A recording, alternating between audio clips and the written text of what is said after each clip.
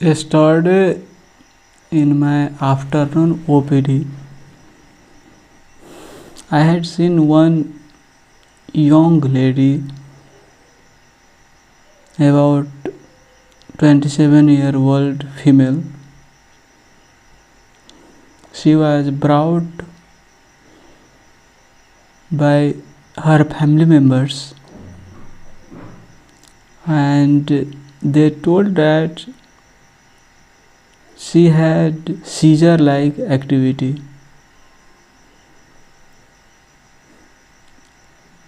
She used to close her eyes and she used to have slight frothing from mouth.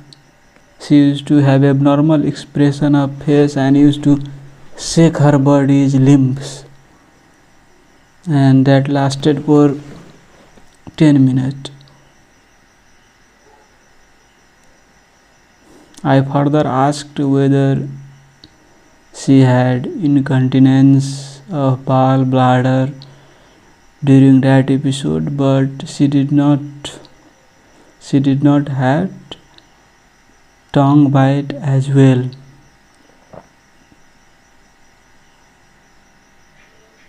But she had post-ictal confusion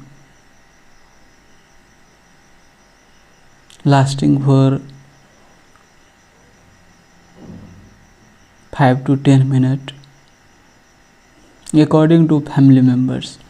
She was also sometimes having tachypnea.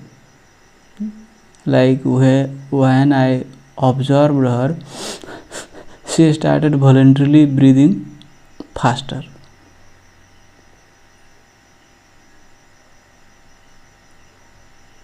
And she was not responding properly to whatever I used to ask her.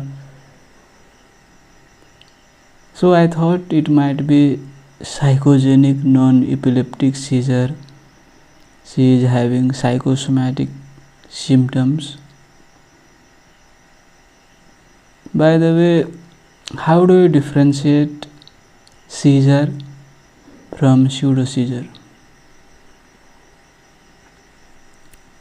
One of the criteria is incontinence. If there is incontinence, then it is most likely to be seizure. If it is tongue bite during seizure activity, it is most likely to be seizure. Why incontinence occurs during seizure? So there is some electrical discharge in any part of the brain, and that starts spreading to other parts of the brain, right? So when it spreads to the frontal cortex, there is inhibitory center of bowel and bladder in the frontal cortex, and that inhibitory tone is gone during seizure activity. And when seizure occurs, what happens, that the patient is shaking, contracting his abdominal muscles, and that leads, and there is already loss of inhibitory tone of sphincters of bowel and bladder. So when this shakes, what happens, the stool urine passes.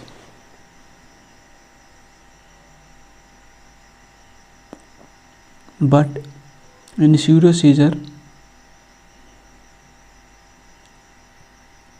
patient does not pass stool and urine unless patient knows the difference between seizure and pseudo-seizure and try to mimic by passing stool and urine. That is different thing. That patient should be educated, had searched in the Google difference between seizure and pseudo-seizure, and might have a voluntarily bitten tongue. That is different thing. But generally, this is the main difference.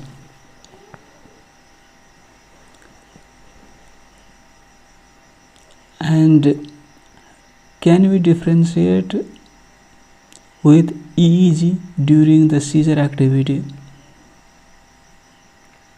whether it is seizure or pseudo-seizure? Yes, EEG is very helpful during the ictal episodes. So if there is any seizure, then there should be some focus from where this is originating.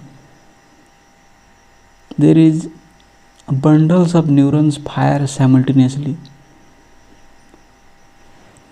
Some bundles of neuron anywhere fires synchronously at the same time, and that you can see in specific leads in the EEG from where this is originating, and then it spreads diffusely to the other parts of the cortex. So it may spread to the whole cortex or maybe to certain parts only, depending upon the strength of the impulse that has originated.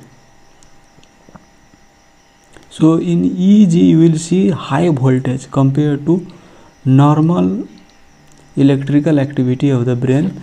In one part you will see high voltage because their large bundle of neuron fire simultaneously. But in pseudo-seizure, patient has some emotional distress, anxiety, or even if malingering, what happens that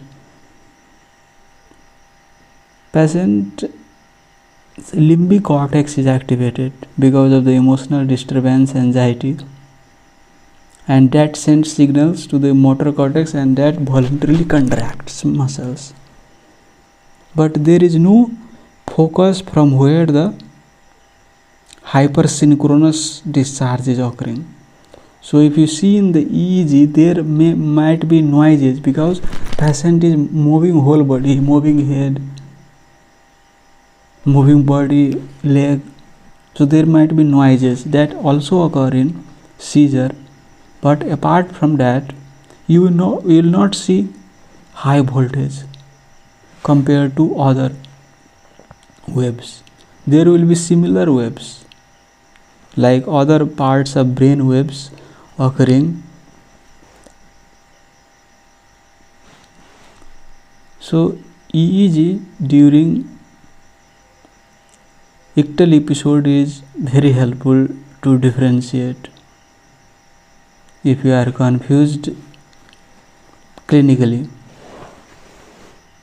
So you will think that whether he is moving voluntarily, then discharge is occurring from motor cortex. When seizure occurs, there is also discharge from motor cortex. Then how EEG can differentiate? There should be same type of discharge from the motor cortex, whether he contracts voluntarily or whether discharge is occurring because of some focus. The focus might be due to many causes. I will discuss it later in another video. But there is some focus and that is causing discharge.